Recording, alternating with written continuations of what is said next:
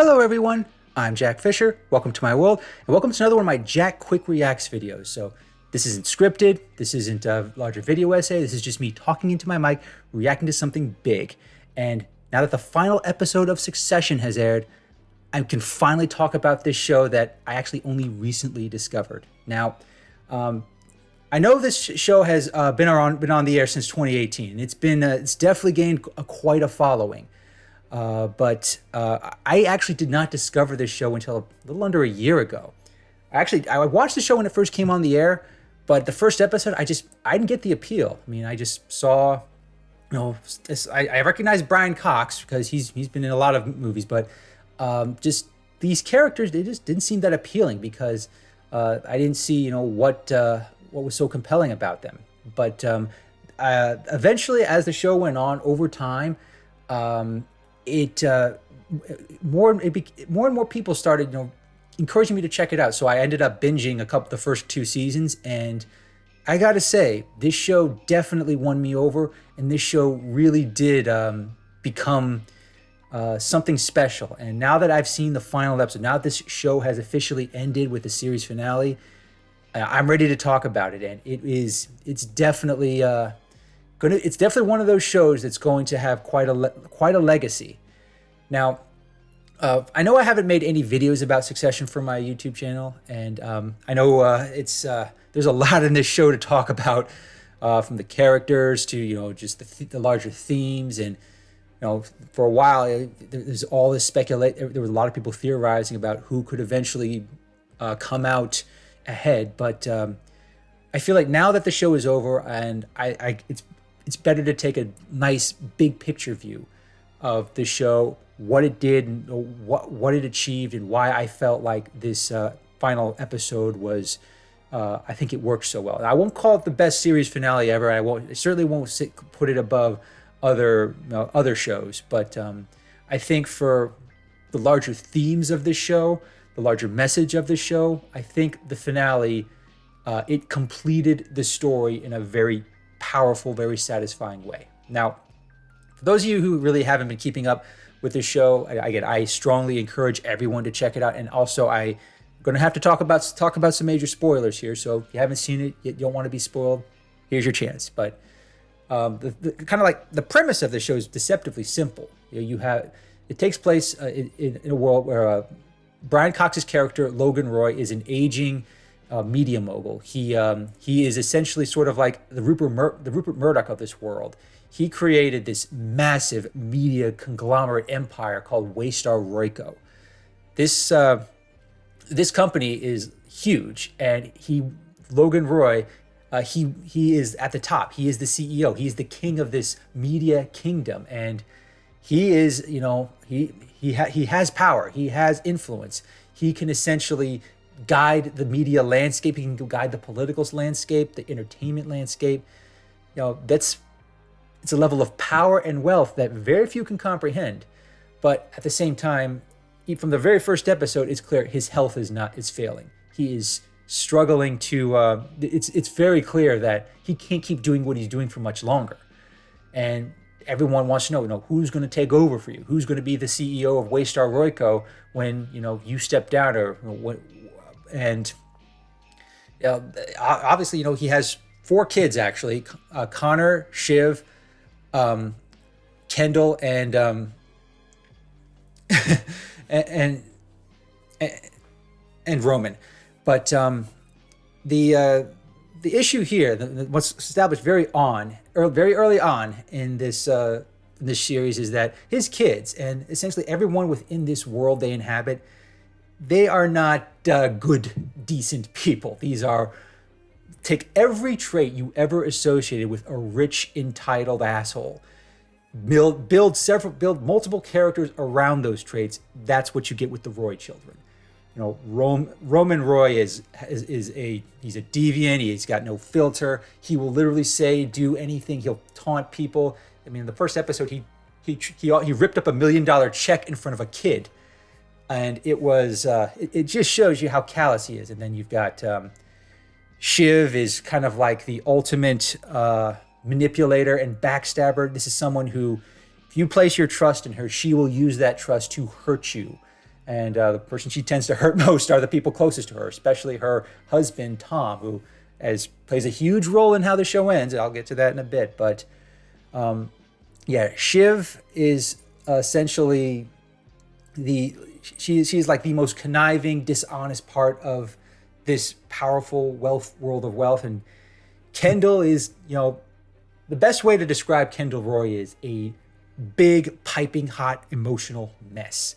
This is someone who tries to pretend like he has it all together. He tries to carry himself as someone who's confident, who can essentially be this powerful man of influence when pretty much every bit of power and wealth he's ever had just comes from his dad. And he's someone who scratch a little bit beneath the surface and you will find no depth to Kendall. He definitely has a lot of problems. I mean, all these characters have problems, but Kendall is probably the most damaged from the beginning. I mean, he had a drug problem in the early seasons, and it definitely caused some bigger problems later on. And then the oldest kid is actually Connor Roy. But he was kind of born from a different marriage, and Connor Roy is like one of those rich kids who does not live on planet Earth. He spends a good chunk of like this series thinking he wants to run for president. He wants to somehow be relevant in some way. And there's a right way and a wrong way to do that. Connor Roy chose the wrong way at every turn. And kind of, he comes off as the least serious of the siblings, but at the same time, he also comes off as kind of the most forgotten, because for the first 3 seasons, it's all about Kendall, Shiv, and Roman essentially vying for the position to take over eventually. And Logan Roy, at multiple points throughout this show, he seems to to imply to his kids, okay, he's going to give them a chance. He's going to let them prove that they can live in this world, that they can be the next CEO of this company and keep it in the family, kind of like, which on some of you, it's clear that's what he wants. But at the same time, he becomes very aware that his kids are they are not equipped for this. He's called them morons on multiple occasions. He's denigrated them and abused them verbally on so many levels that, by any standard, he's definitely been an abusive father. But at the same time, he clearly wants his company. You can tell he wants his company to go to his kids, but by the time season 4 rolls around, it's painfully clear none of them at all are capable of doing it. None of them deserve the job. None of them could do the job if he gave it to them. And if he did give it to them, they would ruin it. They would ruin everything. And I think the show is brilliant at, spending 3 seasons exploring just how utterly flawed and broken these characters are and how unfit they are to run you couldn't put them in charge of a hot dog stand, let alone a multinational media company. So the big setup for season 4 was that Logan Roy was getting ready to sell Waystar Royco to Lucas Matson, the CEO of a tech company called Gojo. And this was probably going to be the company. It's clear. It became clear. Lucas he's also like the quintessential tech bro douche. Like, take the most unlikable traits you can imagine of like your modern tech company CEO. Lucas Matson is that times 10. He does not hide the fact that he's probably going to essentially strip Waystar Royco for parts. He's going to find out what he can. He's going to sell it off, profit from it as much as he wants. And essentially it means the company that Logan Roy built, the company that his kids thought that they were going to inherit and one day run, it's going to be gone. And so they start season 4 trying to, they start united. Kendall, Roman, and Shiv, they are united and they want to take the company back from him. They want to take the company from their father and they want to, run it as their own vision.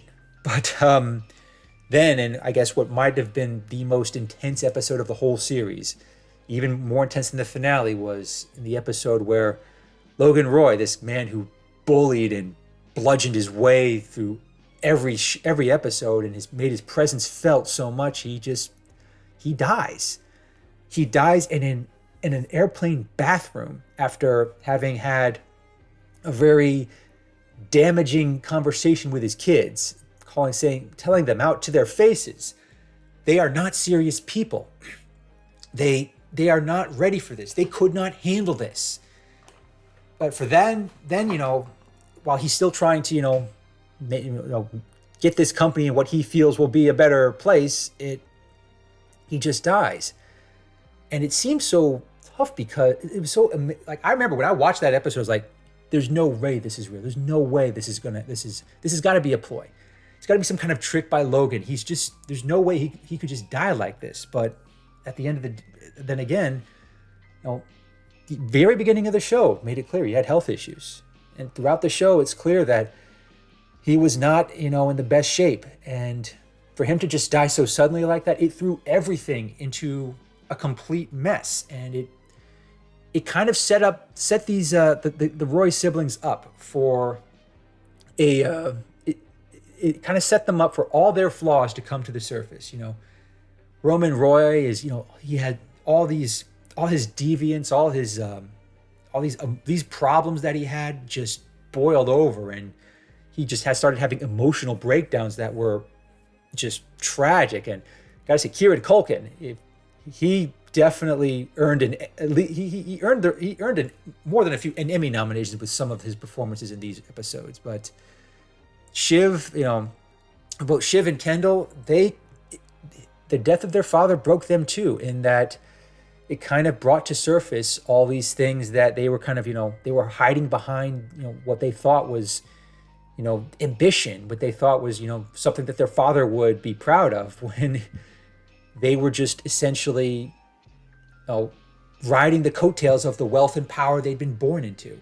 And the thing about this show that kind of, really, I found just so compelling is how, even though this world of wealth and power is it seems so compelling from the outside, it seems so glamorous, this show is never glamorous at anything, at any point. It kind of goes out of its way to show the ugliness and, the backstabbing, the rivalry, and just the soullessness of this world. And by the time the finale rolls around, you do get the sense that the Roy children are they are not in none of them deserve this to succeed.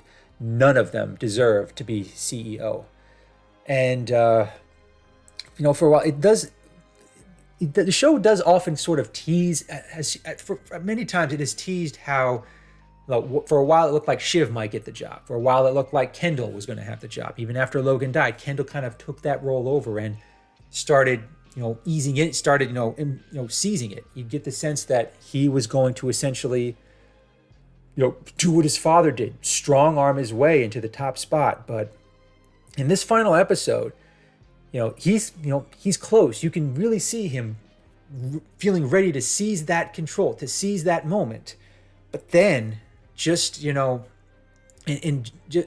just when it looks like Roman and Shiv are finally on the same page, they're ready to essentially take over this company for their, to keep it in the Roy family, to keep Lucas Madsen from, taking it from them. In a moment that I think is going to go down as one of the most dramatic in television history, Shiv essentially does one final backstab and just doesn't let it happen. And she eventually votes against him. And the final exchange between them, just the sheer vitriol between her, Roman, and Kendall it's just so brutal, in that they essentially break each other. They, even though, Logan Roy may have been, he might have died. His death didn't destroy his family, but that moment, that destroyed the family.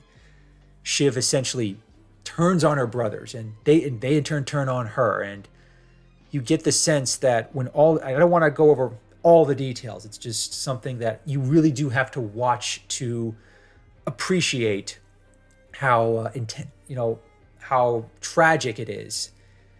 But when all is said and done, the Roys, they can't. None of them win the company. In fact, in the end, the person who ends up as CEO, and I say that term loosely, is Tom, Shiv's husband. And now that's another part of this story that I thought was this whole show that I thought was really amazing, because Tom is, a lot like the Roy kids. He's not likable in the slightest. There's nothing kind about him. There is nothing sympathetic about him. He wasn't born into wealth, but his whole life is about weaseling his way into this world of wealth and power. He will kiss any ass he has to kiss. He will ingratiate himself to anyone who thinks can serve him. And anyone under him, especially cousin Greg, who's kind of he might be a distant cousin, but you can definitely tell he's a Roy. But Tom essentially takes full advantage of the fact that he has a superior position over Greg, and throughout the show, you watch him abuse his power. You abuse any sliver of power he has, every sliver of wealth he has. He just abuses it to the utmost. And at the same time, he makes clear that he likes this world of wealth. He likes being rich. He likes having nice things. He is insanely shallow because he knows what it's like to not have any of that. Whereas the Roy children, they were born into this world. Wealth, privilege, being able to fly a private jet to the Bahamas on a moment's notice, that's their normal. That's not at all in line with what someone like Tom came from. And even Logan Roy, he came from nothing. He built his company from nothing. Yeah, he did it by being a bully and being an ass and just being the most deplorable business tycoon you can imagine. But, he understood what it meant to be poor. His kids did not. And in the end, the fact that Tom became CEO is still hollow in that he's still essentially a pawn for the new owner, Lucas Matson. He might be a CEO. He might be able to sit in Logan's old chair and sit behind Logan's old desk. But in the end, he doesn't have. The only power he has is the power that the guy that Lucas gives him. It's actually very similar to the situation he had with Logan starting in season 4, in that he essentially, all he did to gain wealth and influence was just ingratiate himself to others who had it. And that doesn't change here. And it's kind of puts him back. Now he more than anything, it secures his position. But with him and Shiv, their relationship throughout this series has been, it is not a love story. In fact, this is like the least romantic love couple I can ever imagine. And they've said to each other flat out that they don't love each other. And some of the things they've told one another in the episodes leading up to the finale, Shiv and Tom have said things to one another that, there's no coming back from it. There's no way that any kind of real love can be gleaned from it. And yet, in the end, it's Tom who has the role that the Roy children all fought for. And Shiv, like she's always been, she was always in the shadow of a powerful older man. And first it was her father. And she ends the show, for all the backstabbing she did, for all the shady deals she did, and for all the conniving she tried to do to get her way to the top. She finds she's kind of just back to where the only safe place she knows how to be is in another powerful man's shadow. And I mean, at this point, they have this nice moment at the end where they kind of they hold hands, but you can tell they're not happy. There's no love between them. It's just like they're resigned. It's like they've come all this way and this is as far as they go. They literally can't do anything else. And at this point, if they were to change anything, they would lose all that wealth and power they've come to love so much. Same thing with sort of Roman. He kind of comes off in this series finale. He was the most unserious person in this whole show for a while, but at the same time, he was also the most emotionally damaged. And in this final episode, he finally gets a chance to vent some of these emotions and finally just let it out for a while. But even though in the end he's kind of he's not left with much, you get the sense he's probably in a better place than, he's not married to someone. He's not married to someone he doesn't love the way Shiv is, and he's definitely in a better emotional place than Kendall. And Kendall, that's more of all the characters in this show. I think it ended the most tragically for him, in the sense that he said outright in this episode that he'd been training his entire life to become CEO of this company. He was a cog built for one particular purpose, and that's to succeed his father. But by this time, if you've been following his story since season 1, this man does not deserve this job. He could not do this job. He is incapable of ever functioning as a CEO, or even just as a competent, likable person. I mean, at this point, he's already driven his wife and kids away. At this point, he's destroyed his relationship with his siblings. He's destroyed partnerships with other business people. He's broken himself down so much by essentially defining himself as the future CEO of this company. Now it's taken from him, and what's he got? I mean, in the end, that's another thing about this show that I thought made the finale work so well. Because at the end of the show, I mean, all these characters, the Roy siblings, they are all still obscenely rich. Kendall, Shiv, Connor, and Roman, they have millions. They are gonna never work a day in their lives again. They're always going to have plenty of wealth, plenty of influence. They'll have access to every comfort they can imagine. But at the end of the day, they are all miserable. They're all just so emotionally broken. And it's just the fact that they could be this rich and be this miserable, I think, is one of the most powerful parts of this show. And this show has been drawn a lot of comparisons to Shakespearean comedies and tragedies. It definitely captured that spirit with this final episode. This final episode, it feels like the king is dead, but none of the heirs have proven that they can succeed the king.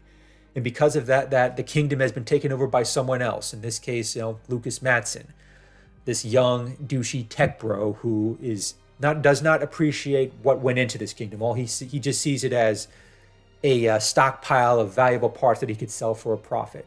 So the kingdom, as they knew it, is gone. Yeah, they still have like a CEO in Tom, but he's really not a CEO. He's not a king. He's nothing more than a figurehead. He's just like he's just another pawn for Madsen. So this company that Logan Roy fought so hard to create and to preserve in some way, it's just gone now.